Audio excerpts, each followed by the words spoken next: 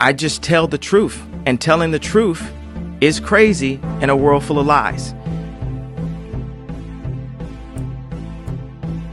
If you mix brilliance with bravery, that we can ignite something. Even this conversation alone can ignite the people.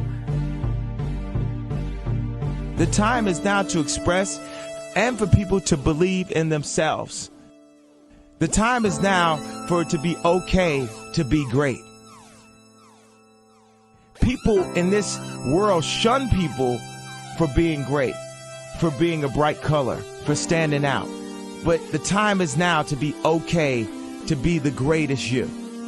Hey guys, what's up? It's your girl Kelly. We're back with another video. If you guys are new to the channel and you enjoy true crime stories, news, politics, and so much more, please hit that subscribe button, guys, and join me. I would very much appreciate that.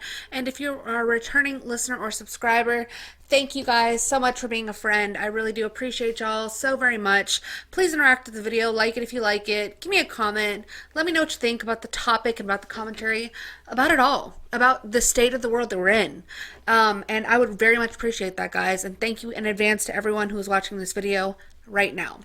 So I'm a little late to the party. I was out of town, but I wanted to come on here and review, react, whatever have you, to the third GOP debate, because this is the only one that, of course, I didn't go live for because the first two were like snooze fests, and this one had a little bit of heat. I'm not even gonna lie. I mean, it was still utterly boring and pointless, but I wanted to come on here and react to some of the best moments. I'm not going to bore y'all with all of the, like, you know, Chris Christie, Tim Scott, like, gibberish that was coming out of their mouths. But we're going to skip around a little bit, and we're just going to get some of the highlights. So I want to know what y'all thought about it, if you watched it. If you didn't watch it, let me know about the highlights in the comments down below. So let's get into it, guys. With that said, let's have a good debate. All right, our first question, the opening question, is one for all of you. Donald Trump is the first ex-president in more than 100 years to remains popular among Republican primary voters as his legal challenges mount. Governor DeSantis, let me begin with you on this one. Speak to Republican voters who are supporting Donald Trump. Why should you and not him be the Republican nominee to face Joe Biden a year from now? This country is in trouble, and the elites that have put us here, they don't care about you. They don't care that you're having to grapple with higher grocery prices or have higher gas prices. They don't care that your family's less secure because of the open border that's allowed drugs and even terrorists to come into this country. Well, I care. I am not going to sit idly by and let this country continue its downward spiral. We need leadership, and we need it now. I'll take the hits, I'll take the arrows, I'll take the slings, because ultimately it's not about me. It's about you. I will fight for you.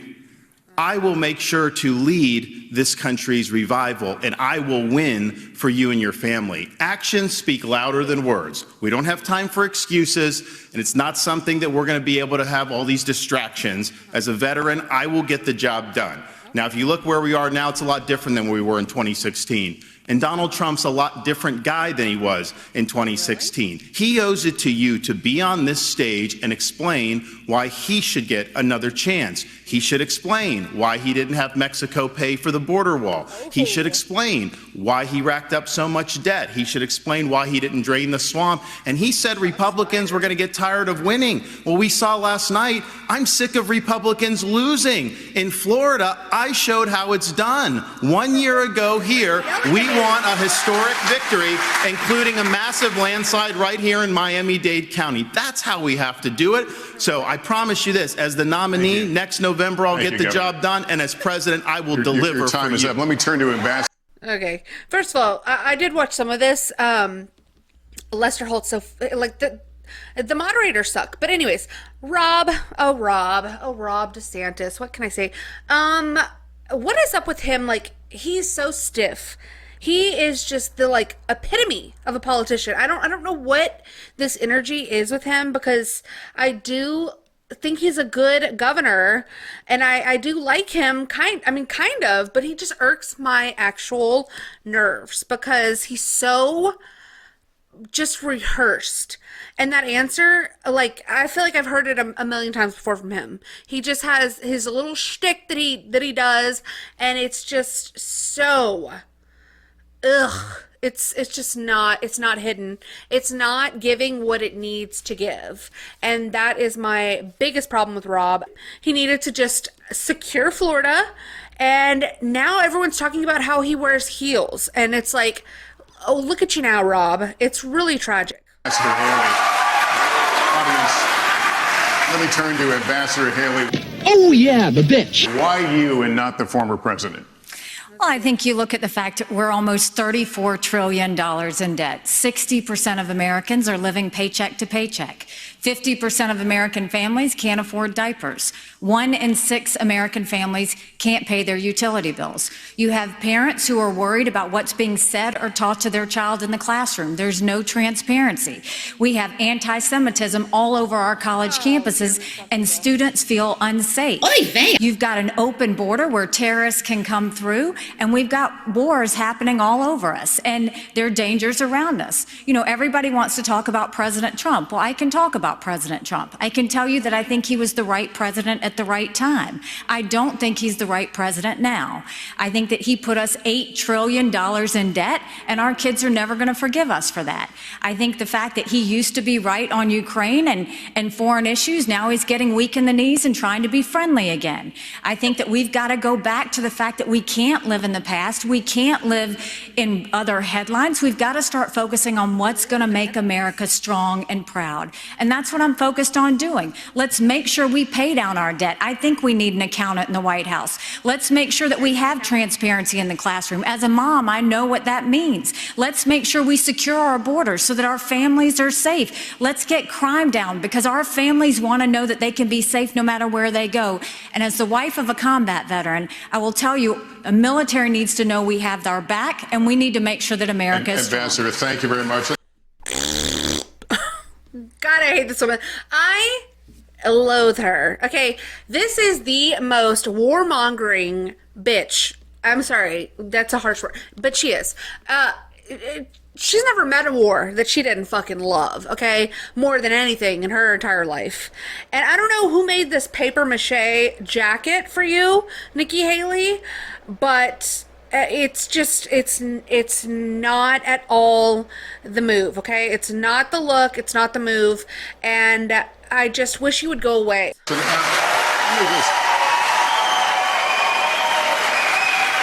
Let me just caution the audience. Let's not go down this road. We've asked you to please, keep restraining yourself. Let's not go down your fucking road, sir. How about It would you be shut helpful up? so we can hear the candidates, because these are important issues and the Let's not get voters too want rowdy, and need people. to hear them. Let's Mr. not Ramaswamy, do let me this. turn to you. Please do make your this. case. Why should you be the nominee and not the former president? I think there's something deeper going on in the Republican Party here, and I am upset about what happened last night. We've become a party of losers at the end of the day. There's a cancer in the Republican establishment. Let's speak the truth. I mean, since Ronna McDaniel took over as chairwoman of the RNC in 2017, we have lost 2018, 2020, 2022, no red wave that never came. We got trounced last night in 2023. And I think that we have to have accountability in our party. For that matter, Ron, if you want to come on stage tonight, you want to look the GOP voters in the eye and tell them you resign, I will yield my time to you. And frankly, look, the people there cheering for losing in the Republican Party. Think about who's moderating this debate. This should be Tucker Carlson, Joe Rogan, and Elon Musk. We'd have 10 times the viewership, asking questions that GOP primary voters actually care about and bringing more people into our party. Do you think the Democrats, and we've got Kristen Welker here, do you think the Democrats would actually hire Greg Gutfeld to host a Democratic debate? They wouldn't do it. And so the fact of the matter is, I mean, Kristen, I'm going to use this time because this is actually about you in the media and the corrupt media establishment. Ask you, the Trump-Russia collusion hoax that you pushed on this network for years, was that real, or was that Hillary Clinton made up disinformation? Answer the question. Go. Oh, Mr. Rogers. Sorry. This is how we get our country back. We need accountability, because this media rigged the 2016 election. They rigged the 2020 election with the Hunter Biden laptop story. Mr. Ramaswamy, And they're going to rig this election. your time is up. Perfect. Governor Christie, why you? Oh my God. Hey, hello? He just snatched my fucking pearls, okay, with that fire. And, there were some mixed reviews about this little opening statement that he gave.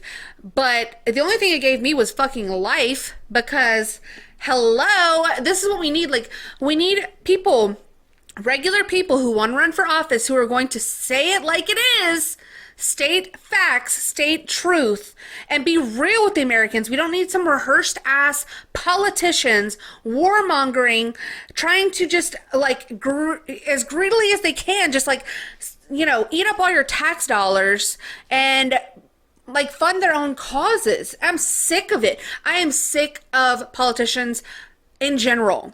And Vivek Ramaswamy, God love him, he's not a politician. And you know, it pains me to say this because, like, when I first kind of started to pay attention to him, I was like, no, there's no way America's ready for, like, a President Ramaswamy. Like, I don't know, just, no. Okay, we're not fucking England, or we're not UK, but he's, like, the only one that makes sense most of the time to me. And he's the only one that comes across as somewhat genuine. And you can argue whether or not you think that that's real or not, but that answer right there was nothing but facts. And somebody needs to fucking say it. Somebody needs to say it. The media is corrupt. They're against you. Politicians are not doing their jobs. People are just corrupt as all get out and taking advantage of America and this country and the people and not fighting for the citizens. And like, if we're not going to do anything about it and just continue down this road, he's right. We are a bunch of freaking losers. Not just Republicans either. Everybody. The Democrats who think that they're holier than thou, that they think they're on the winning side. They're on the right side of history. I got seriously bad news for you. You're freaking not, okay? Because not only do I think that you're like, you know, if you're a Democrat, you're wrong on most issues, in my opinion. But like, I think that like, if you're just down with the uniparty, if you're down with the status quo, then we're all going to lose together. The ship is sinking, okay? And we're all going down with it. Audience, let's not do this. Let's not do this. Let's let the candidates speak. Governor Christie, why you and not former President Trump? Nice suit. Well, Lester, look, you said it at the beginning of the debate. We are dealing with extraordinarily important issues facing this country right now. We have our greatest ally in the Middle East under fire from a terrorist group that has committed to wiping them and every Jewish person in this world off the map. We have Ukraine with Vladimir Putin, a communist KGB dictator who wants to put the old band back together. Why not? Let's go. He's starting in Ukraine, and he's going to move to the Baltics and Poland after that. We have inflation in this country that is choking every American family that wants to try to rise up and give their children a better life. And so this guy's running for U.S. president. He started with Israel, and then Ukraine, and then he wants to talk to you about inflation. Okay, nice priorities there. Tonight, we need to decide which president is going to be the one to tackle the big issues, who's going to make this country look once again, not just inward, but look outward at the world and say America is the country, the indispensable nation that makes this a safer world. And in a safer world, American innovation, American hard work has always been the thing that has driven our country to greater things. I'm going to be the president who will do those big things. We're not going to be small, and I'll say this about Donald Trump. Anybody who's going to be spending the next year and a half of their life focusing on keeping themselves out of jail and courtrooms cannot lead this party or this country, and it needs to be said plainly. Governor. Okay, girl, whatever. Anyways, it's like, how are we going to be the world's police? Or like this, like, you know, I don't know what expression he just used. Like, I was almost asleep by the end of his sentence, but like, just... He's talking about like America needs to look outward instead of inward. No, we need to look inward. We need some serious soul searching. How are we supposed to be the morality? How are we supposed to be the leaders if we have a country that is in utter disarray? We have so many issues. They're like insurmountable to a certain degree. It seems like it. I mean, we need to fix what's going on here in this country. How are we supposed to have any sort of moral authority on other countries when we have political prisoners here? How are we supposed to like lecture China or fucking Russia or wherever these, everyone says they're these big bad fucking people, and it's like, are they? Or are we the bad guys? I don't know. I'm really not sure anymore, because we refuse to do anything about what's going on within our own borders and instead just want like more and more war and destruction. The next commander-in-chief, you'll all be fielding questions first from me and the Republican Jewish Coalition, and then from Kristen and Hugh. So as we continue forward, the Israel-Hamas war is barely a month old. Tonight, Israeli troops are fighting inside Gaza City with over 200 hostages who remain captive there, and civilian casualties mount inside Gaza. As President of the United States, what would you be urging Israeli Prime Minister Benjamin Netanyahu to do at this moment? Governor DeSantis. I would be telling Bibi, finish the job once and for all with these butchers, Hamas. They're terrorists. They're massacring innocent people. They would wipe every Jew off the globe if they could. He cannot live with that threat right by his country. That Hamas should release every hostage and they should unconditionally surrender. I'm sick of hearing the media, I'm sick of hearing other people blame Israel just for defending itself. We will stand with Israel in word and in deed, in public and in private. And I can tell you, as governor, I actually did something about it. Biden's neglect has been atrocious. We had Floridians that were over there after the attack. He left them stranded. They couldn't get flights out. So I scrambled resources in Florida. I sent planes over to Israel, and I brought back over 700 people to safety. There could have been more hostages. Isn't that the federal government's job? Had we not acted. And I'll tell you this, I met the first plane load when they came to Florida, and one of the mothers pointed to a 6-year-old daughter, and she said, my daughter had been saying the last 2 nights, Mommy, I don't want to hear any more bombs, no more rockets. I just want to get back to Florida. So there's a difference between words and deeds. We acted and we saved lives. Thank you. Ambassador Haley, what would you do? What would you be urging Prime Minister Benjamin Netanyahu to do? Would you consider humanitarian pause, for example? The first thing I said to him when it happened was I said, finish them. Finish them. And the reason is I worked on this every day when I was at the United Nations. And we have to remember that they have to, 1, eliminate Hamas, 2, support Israel with whatever they need whenever they need it, and 3, make sure we bring our hostages home.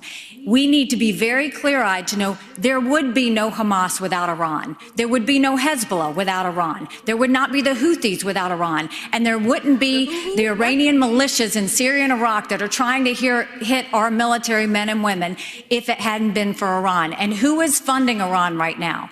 China is buying oil from Iran. Russia is getting drones and missiles from Iran. And there is an unholy alliance. We need to be clear-eyed. The last thing we need to do is to tell Israel what to do. The only thing we should be doing is supporting them and eliminating Hamas. It is not that Israel needs America. America needs Israel. They are the tip of the spear when it comes to this Islamic terrorism, and we need to make sure that we have their backs in that process. Sure, Jan. Thank you. If I have to hear this fucking woman say that one more time, I just might end it all, okay? Because I'm sorry, which one is it? Does America need to be the world's police? And are we just like this beacon in the night, this like, you know, great shining example that we need to be the leader of everything? Or we need Israel to show us the way, okay? We need Israel to be the tip of the spear. Which one is it? Which one is it? Because I'm so confused. I mean, last I checked, that if America cut off support to Israel, they would probably cease to exist for very long. But if Israel, you know, said F you to America and gave us the old, you know, 1-2, I'm pretty sure we'd be just fine, at least for a short period of time. Okay, we're doing enough self-destruction that Israel doesn't really need to do much to us at all. Okay, but I'm just saying, I just cannot stand her. Like, go move to Israel. Go be the Prime Minister of Israel. Go live in Bibi Netanyahu's butthole for all I care. I really don't care, because you don't care about this country. You care about Israel. But Nikki Haley wants it to be her business so bad. So I propose, let's deport Nikki Haley, revoke her American citizenship, and let's ship her on over to Israel so she can be where where her heart is, you know? Home is where the heart is. So go on, Nikki Haley, please get the hell out of my face. Mr. Ramaswamy, Mr. Ramaswamy, any daylight between you and the candidates we just heard on this issue, on what you would tell the Prime Minister?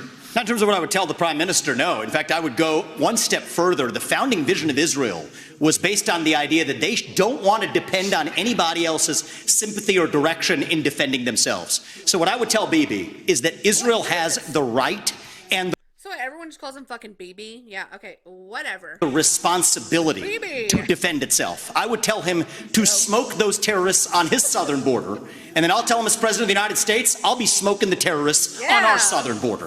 That's his responsibility. This is our responsibility. That's how we move forward. But I want to be careful to avoid making the mistakes from the neocon establishment of the past. Corrupt politicians in both parties spent trillions, killed millions, made billions for themselves in places like Iraq and Afghanistan, fighting wars that sent thousands of our sons and daughters, people my age, to die in wars that did not advance anyone's interests, adding $7 trillion to our national debt. And Joe Biden sold off our foreign policy. Joe Biden's son, Hunter Biden, got a $5 million bribe from Ukraine. That's why we're sending $200 billion back to that same country. The fact of the matter is the Republican Party is not that much better. You have the likes of Nikki Haley, who stepped down from her time at the UN. Bankrupt or in debt was her family.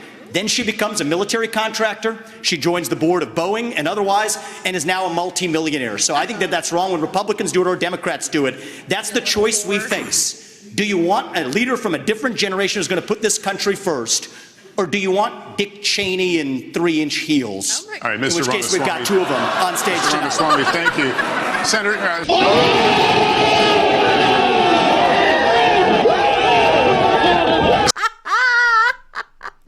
He said in this case we've got 2 Dick Cheneys and 3-inch heels. I don't know if you guys caught that, but here's number 1 right here, and here's number 2. Here, Rob. He's talking about Rob. That was a shot at Rob, and his boots on the ground and his little 3-inch heelys. Okay, looking sassy as ever. He's gonna stomp his ass around on this stage until it's over. That was good. That was funny. Yeah. thank you very much. And we're going to continue in this vein right now with a question from Matthew Brooks, the CEO of the Republican Jewish Coalition, a partner of the Republican National Committee in this debate. Here it is. Shalom, brother. Oy vey, I dropped a shekel. Given attacks by Iranian-backed proxy groups on U.S. military bases in Syria and Iraq, attacks that have wounded approximately 24 of our U.S. servicemen, do you support the use of military force by the United States against Iran? Why does Governor Haley, would you please answer that? Yes, I'd first like to say they're 5-inch heels, and I don't wear them unless you can run in them. Oh my God, girl. You were saving that, weren't you? Okay, ma'am. Hello? Well, we've got 2 of you on stage. The second thing that I You just said it again. We have 2 of you. will say is I wear heels. They're not for a fashion statement. They're for ammunition. What we need to be doing for Iraq and Syria is, first of all, the idea that our men and women could be targeted and that we've allowed almost 100 hits to happen under Biden's watch is unthinkable. We need to understand this is Iran giving the green light, telling them what to do, and we shouldn't be doing the tit for tat like what Joe Biden has done. We need to go and take out their infrastructure that they are using to make those strikes with so they can never do it again. Iran responds to strength. You punch them one and you punch them hard and they will back off. But what we don't need is Biden falling all over himself to get back in the Iran deal. Him giving $6 billion to get 5 hostages home. Him telling Netanyahu now that he needs a What we don't need is Biden falling. Biden falls, okay? That's his fucking middle name, okay? You couldn't get Biden to stop falling if you fucking tried. Pause or a ceasefire. We don't need him going and sitting there tiptoeing around Iran because he thinks they're going to do something. You don't respond to an enemy and a terrorist with fear. You respond with strength. When you do that, that's when the world pays attention, and that's when Iran stops. Senator, now our second and final question from Matthew Brooks of the Republican Jewish Coalition. Please watch. Jewish students across the country are threatened and under attack. What do you say to Jewish students on college campuses who feel unsafe given the dramatic rise in anti-Semitism? And what do you say to university presidents and college presidents who have not met the moral clarity moment to forcefully condemn Hamas terrorism? Oy vey. Mr. Ramaswamy, would you like to take that one? Absolutely. I think the scourge of anti-Semitism across this country, including at places like my alma maters and places like Brooklyn Bridge in New York, it's sad to see, but here's what history teaches us. Anti-Semitism is a symptom of a deeper cancer in a country and a society that is lost, and we are lost. Several years ago when I wrote my first book, Woke Inc., I was talking about they were chanting death to America. Death to white people, death to Christians. Yes. Nobody was waking up back then. Now it's even bad. Now they're saying death to Israel and worse. So it is wrong, but we have to get to the root cause here. Now, I think it's really important that we do this through leadership, not censorship. Leadership means fill that void with purpose and meaning. Dilute this wokeism and anti-Semitism to irrelevance. These kids, they have no idea what the heck they're even talking about when they're siding with Hamas over Israel. They are fools. But I also want to caution here, if we go the direction of Ron DeSantis or Nikki Haley, with whom I respectfully disagree on this issue, pro-censorship, telling student groups to disband, mark my words, soon they will say if you question a vaccine and its side effects, you're a bioterrorist. Soon they will say that if you show up at a school board meeting, you're a domestic terrorist. Soon if they say that J6 prisoners should be released, you're an insurrectionist terrorist. So that's where this road ends. We don't quash this with censorship because that creates a worse underbelly. We quell it through leadership by calling it out. These university administrators have lost their way, and we need leadership at the top in the United States of America that restores our founding values and that has no place for this kind of anti-Semitic hate. That's where I stand while respecting our Constitution. Your time is out. And you know, Vivek is so on point tonight, like, or at this debate here. And I do just want to say just one point because, like, I'm frustrated. I'm one of the people who's frustrated because, and I've been talking about this since before this war broke out between Israel and Palestine with, like, you know, the Jewish question. Okay, let's just say it that way. And I have nothing against anyone. I'm a Christian, and I think that all people were created in the image of Jesus Christ. And I want nothing bad to happen to Jews, but, like, the way that people fall over themselves to try to act like, you know, like, Jewish people just are so helpless. They're so pitiful that, like, anytime anything bad, a word is said about them that's, like, negative, you know, anytime that anybody infers or, like, makes even, like, the slightest joke about Jewish power or whatever the case may be. And this is the frustration that people feel. I mean, not necessarily myself, but I see it. And I'm just trying to speak to that a little bit because I think that the frustration is that, like, there's no help for Americans. There's no help for, like, when people denigrate white people, they just brush that under the rug. They act like that's no big deal, that that's acceptable, that that's fine. And that white Christians can be denigrated. White Christians can be just abused and talked down on. Talked to like dogs. Talked to like they're bad people. And nobody bats an eye. But the second there's a conflict in the Middle East, in a country, in a faraway land that is thousands of miles from this country, everyone loses their fucking minds and cannot wait to fall over themselves.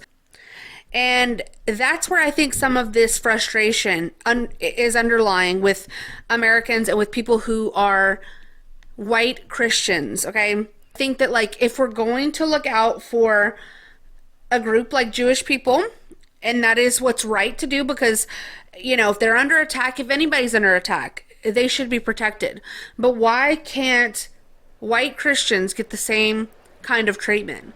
Same thing with, like, Asians. I see this with Asians too. Like, they're kind of just brushed off because they are well off, or, you know, they kind of, like, stay to themselves. They don't really have much to say when they're attacked. But it's like, if we're going to speak out for a group, let's speak out for any group that's being denigrated. Let's speak out for any group that's being attacked or negatively referred to.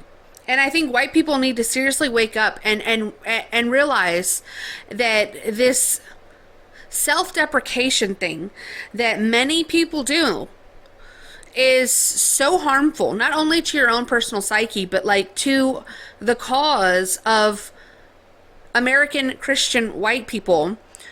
And I'm not saying that anybody's any better than anybody. I look at everybody as equal, but I'm saying that like we're the only group that seems like we can't get our shit together, and we can't just be proud of what and who we are and not let people just take a shit all over us. I mean, nobody should be so self-deprecating to the point of like apologizing or like tripping all over themselves to make concessions for people who don't give any sort of care or any sort of regard to, that would actually like to see us probably die. And a lot of people I've seen like just fall down at the feet of these people who hate them.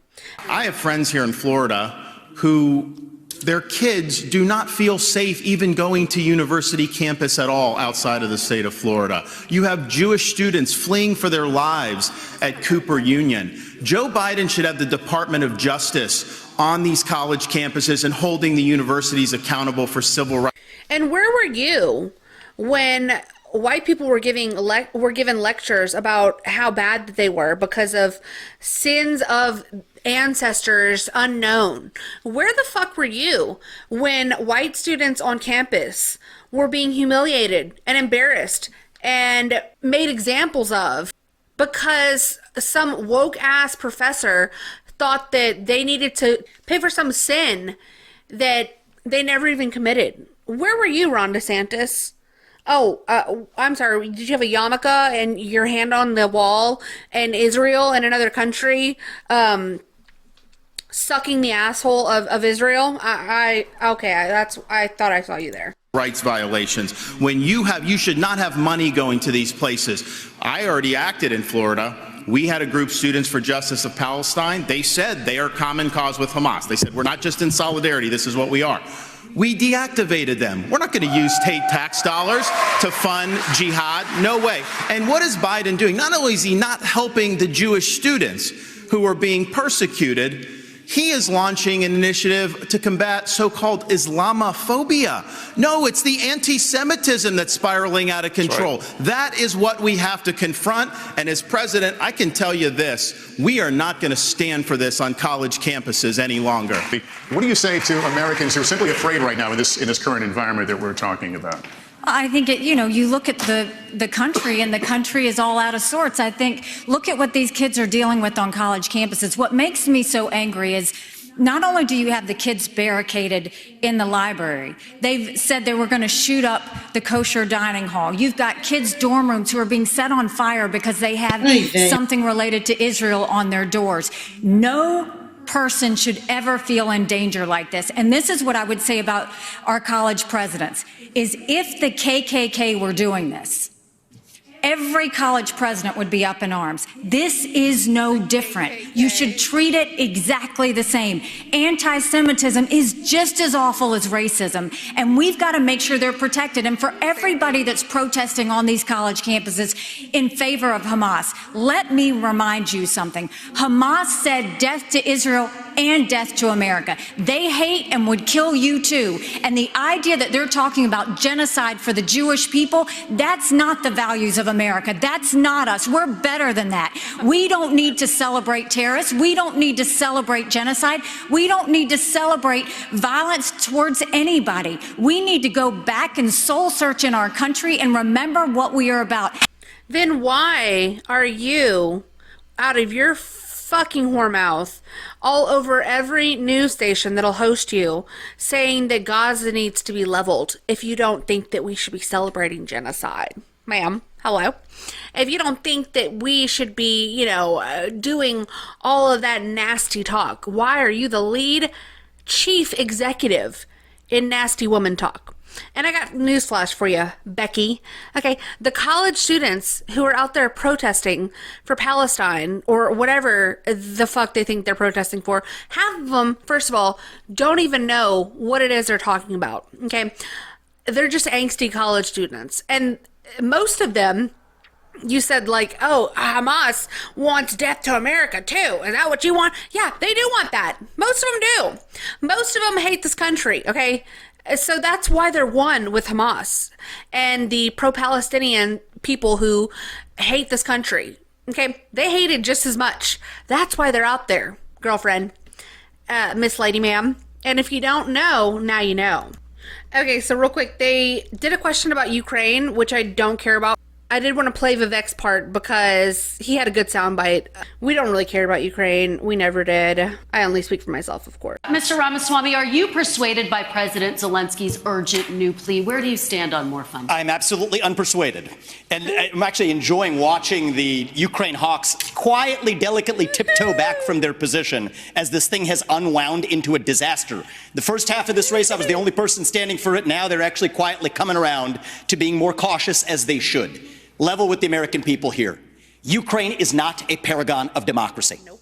This is a country that has banned 11 opposition parties. Yep. It has consolidated all media into one state TV media arm. That's not democratic. It has threatened not to hold elections this year unless the U.S. forks over more money. That is not democratic. It has celebrated a Nazi in its ranks, the comedian in cargo pants, a man called Zelensky, doing it in their own ranks. That is not democratic. More facts for you that you won't hear from the mainstream in either party or the mainstream media. The regions of Ukraine that are occupied by Russia right now, in the Donbass, Luhansk, Donetsk, these are Russian-speaking regions that have not even been part of Ukraine since 2014, that other people probably couldn't name those provinces for you. Those are the hard facts. And so to frame this as some kind of battle between good versus evil, don't buy it. And I'd like the likes of the sharpest of the war hawks on Ukraine, Nikki Haley, to have some accountability and answer. Do you want to use U.S. taxpayer money to fund the banning of Christians? That is actually what's happening. They're using the Ukrainian Orthodox Church. They have banned them. The Ukrainian parliament just did this last week, supported by our dollars. And I think you owe it to the American people, Nikki, to at least this one time at least condemn. Thank you. That's time. At least to condemn their banning of Christians. Mr. Ramaswamy, thank you. Mr. Ramaswamy, thank you. We asked the questions.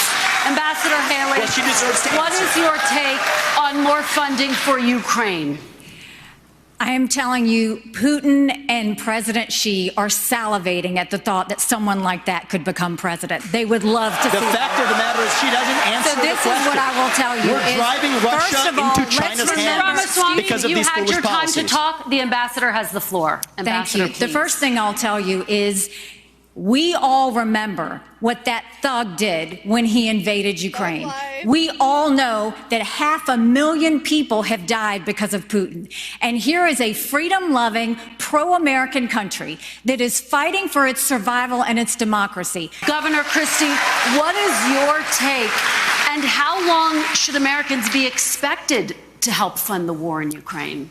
Kirsten, let's remember the last time that we turned our back on a shooting war in Europe. It bought us just a couple of years. Here it comes. And then 500,000 Americans were killed in Europe to defeat Hitler. Not Hitler! Oh my... Guys, did y'all know about Hitler? If y'all didn't know about Hitler, he was a bad man. He had a mustache. Little tiny mustache.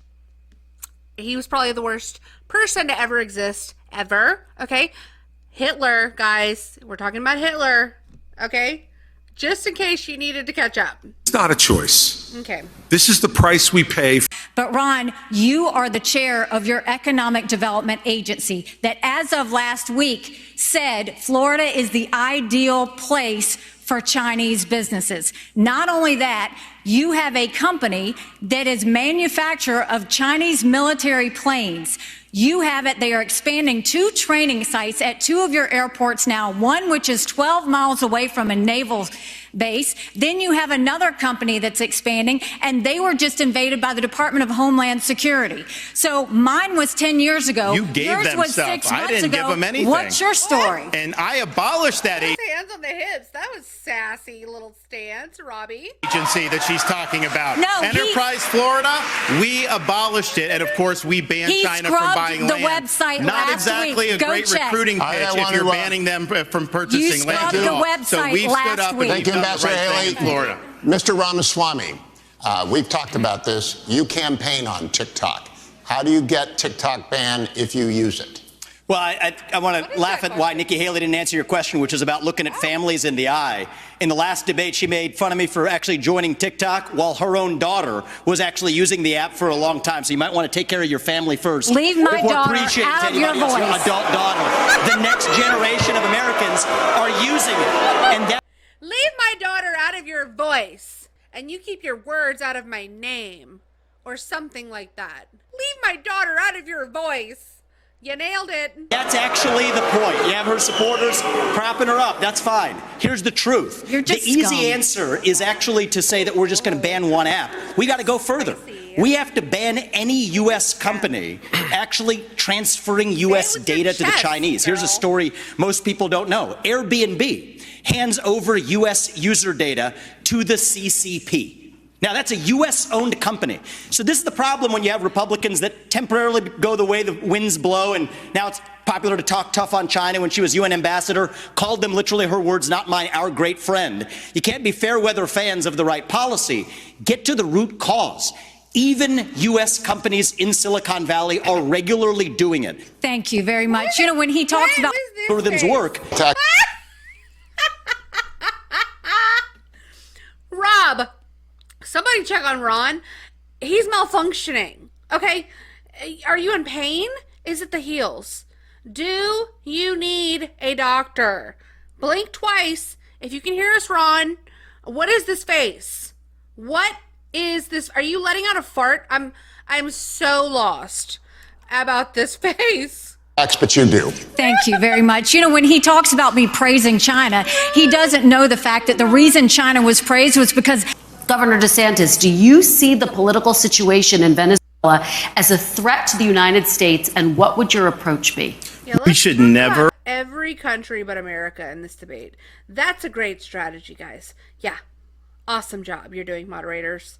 This whole debate was about foreign policy, and it really kind of irks my whole entire nerve. All right, all, thank you. Let's turn. It's fucking face. Ron, what do we need to do?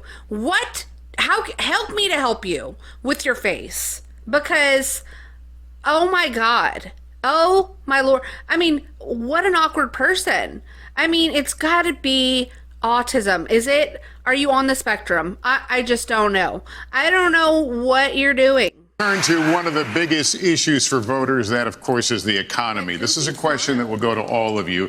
An Iowa voter recently told NBC News, "How am I going to make sure my pantry's stocked without breaking the bank?" You've all said the best way to deal with rising prices is to cut government spending. But that would take time to play out, and Americans are struggling right now. Senator Scott, I'll start with you. What can you do on day one? Here's what I'm going to do. I'm going to take all the executive orders, the regulations, everything involving Bidenomics. I'm going to rip it up, and I'm going to throw it in the trash can on day one where it belongs. That is going to give the economy breathing room, and I'm also going to rein in the Federal Reserve. They have helped create, with their reckless monetary policy, what we have faced since the COVID-19 pandemic. They botched it. Congress botched it. Both parties are to blame. Fed should focus on stable prices. They are not an economic central planner for the American people. Okay, so I think I'm going to stop right there.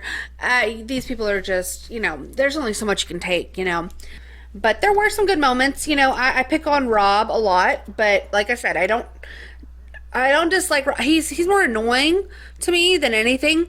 He annoys me because of what he did and just his awkward presence and his weird faces. His energy is just, it doesn't sit right with me, but I don't hate him and I pick on him a lot, but he says a lot of good stuff and he has a lot of good policies, and I respect that about him, and I think he's a respectable man in a lot of ways. I do think he is a little bit establishment. He's a little bit bought and paid for, but for the most part, I agree with his policies, I would say probably 80% of the time.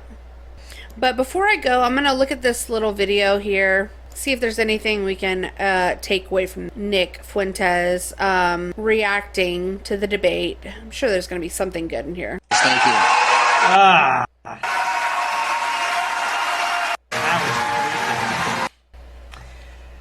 All right. Well, that was exhausting. Exhausting debate. You know, DeSantis and Haley and everyone on that stage is a psychopath, like warmonger. Every one of them except for Vivek. Facts. These neocons, man. Aside from that, they're just your average conservatives. I mean, this is what I'm talking about. This is the backsliding. Like, let's say that Vivek wasn't running. The stage would just be the same crap. And the point is, when Trump arrived in 2016, there was this idea that he would realign the Republican Party or realign American politics with a new contour, and that the Republican Party would be anti-war and against free trade and against mass migration. And those were the issues. And those were to be the conservative position, is that we would be in favor of protection, trade protection, we'd be against foreign wars, and we would be against mass migration. And it's 7 years later, and it's really kind of a fluke that Vivek is running and has been successful. He is a political outsider. He's been successful really because of viral social media marketing. And so without Vivek, who is really an exception to the rule, 7 years, 8 years really, because it's 24, after Trump ran, the Republican Party is just as bad as it was before. If you don't have Trump, and if this Vivek phenomenon isn't happening, DeSantis, Haley, Scott, Christie, they're the same as the GOP before Trump. And what that shows is that he didn't institutionally change the GOP. Oh my God, it's so depressing. They're not talking about, immigration was not discussed. Nick is absolutely freaking on point as usual. Like, this is so depressing and such a black pill that there was this glimmer of hope at one point with Trump. And it's like they have beaten everybody down to like either resent Trump, you know, or still like their hate has grown for Trump. The ones that still support him and still love him, we're still here, but it's like, my God, we cannot like fight this fight alone, especially when everything's working against us. And all we're trying to do is have a little freaking revolution, peaceful, obviously, no violence condoned on this channel ever. But I'm just saying, shit's gotta go. We gotta shake things up. We have to readjust and realign our entire government because it's garbage. Throw it all in the trash. And you know, if we keep down this path, we're just gonna have a fucking country full of idiotic zombies who just march through life not caring about anything other than what's inside of their own little bubble and what's on TikTok. You know, people are getting stupider and stupider, sicker and sicker, fatter and fatter. It's like, we're in trouble, people. We are in trouble. And it really is depressing to see. You know, and they're trying everything they can to get rid of Trump, to eliminate him, to take away the very last shred of hope for a change for this country, for a realignment for this country. That, you know, Trump kind of like epitomizes. He kind of like is the symbol of that. And it's not so much about Trump the man. It's not Trump. It's what Trump represents. It's the hope that people had. It's the like desire for a better America, for like, you know, what America promised it was, what it used to be, that Trump embodies, that people really are holding on to and really wanting to see come to fruition, because it didn't during his first presidency like it was supposed to, because the establishment kneecapped him every chance they got. And it just pisses me off that we cannot do anything about it. We're just like, we're almost helpless and hopeless. But there is still that last little shred, but they're trying as hard as they can to get rid of it and to beat everyone back down into submission, back into the old ways, back into the old neocon Republican establishment. And I am not here for it. Or with China. Even the foreign wars, they're in favor of foreign wars. They want to double down and recommit. They're saying, if you touch a hair on the head of our soldiers in Iraq, we're going to bomb you. So we're going to go to war with the whole Middle East now. We're going to fight Iran and Iraq, ridiculous. Syria, Lebanon, Yemen. Like, what? So the issues are all wrong. The positions are all wrong. if you don't have Trump and Vivek running, it's just as bad as it was 10 years ago. So, and this is what I said throughout the first term. I said you have to secure institutionalization and succession. The changes that Trump made need to be institutionalized, meaning that it's not just, they're not going to die with him. They will live on past him. King Trump. And you also need a successor, which means another guy who could be the president, another guy who could be the nominee or lead the party, who can maintain those changes, who can oversee that and make sure that MAGA and America First has staying power. And neither of those things have been accomplished. There's been no institutionalization. There is no clear successor. It's almost impossible. It's a big problem that the GOP is just as bad, because it means that there's effectively no opposition. There's a left-wing Democrat Party, and then the Republican Party is captured by foreign lobbyists. The Republican Party is basically just as bad.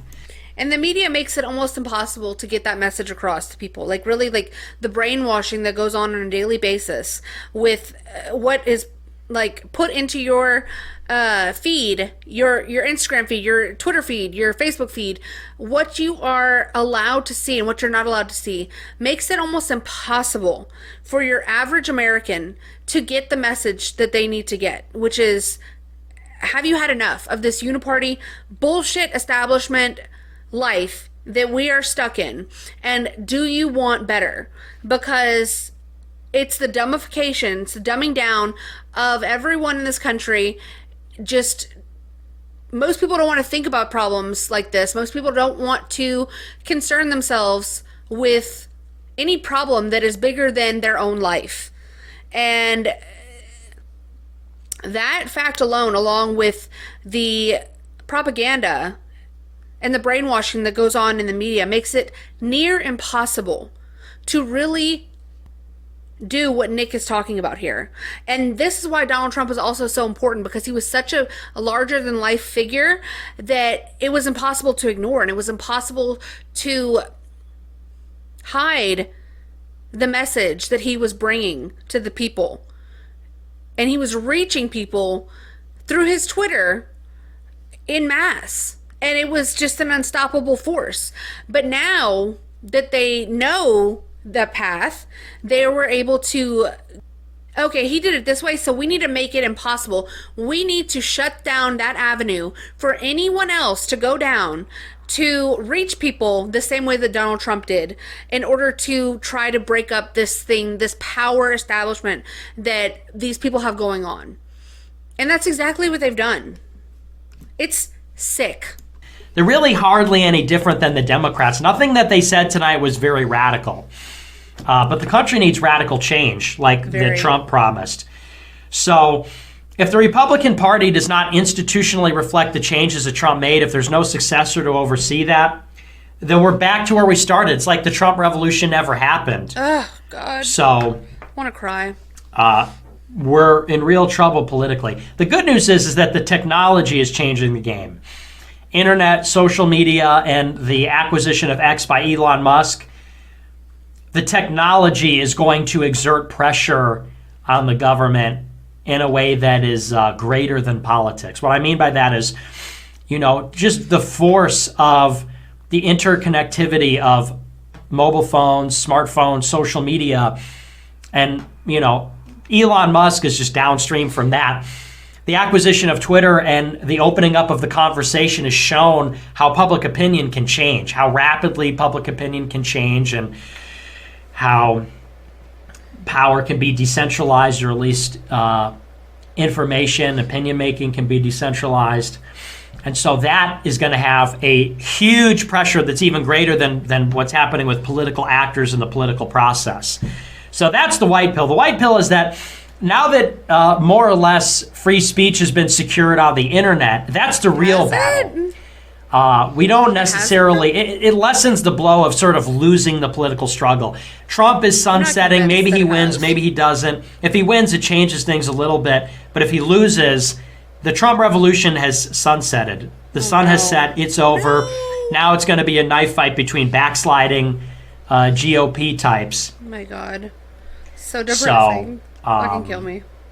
But the blow of that is lessened by the fact that we have a freer and more open internet now. Oh my God, that's sort of my really? position on where we are. But oh my God, because these things go hand in hand. You know, the internet goes hand in hand with the Trump revolution. I'm the not free and convinced. open internet with smartphones and social media goes hand in hand with Gamergate, the alt-right, 2016. So God bless Nick for providing a white pill here in this moment, because I am very, very black-pilled, but we continue because we must, and we cannot fully give up, even though there are many times where I want to, and I feel like all hope is lost, but onward we march, you know, for this country. There will never be another Donald Trump, at least in the foreseeable future.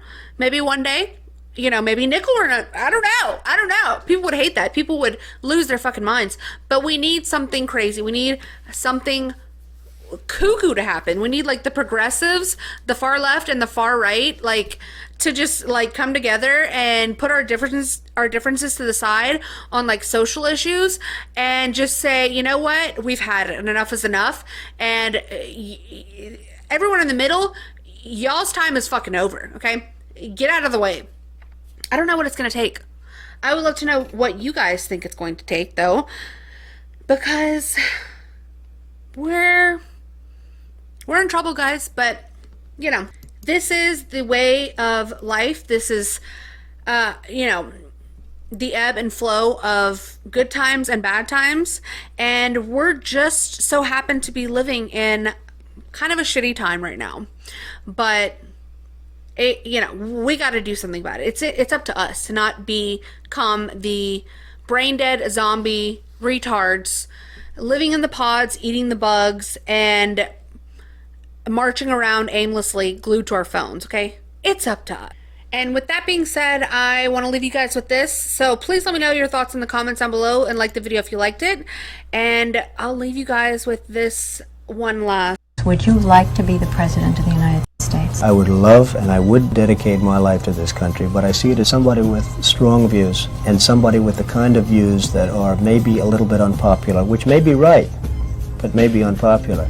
Wouldn't necessarily have a chance of getting elected against somebody with no great brain but a big smile. Then when are we going to get somebody who might be good? I don't know. I hope it's around the corner, but I don't know. But the one man could turn this country around, the one proper president.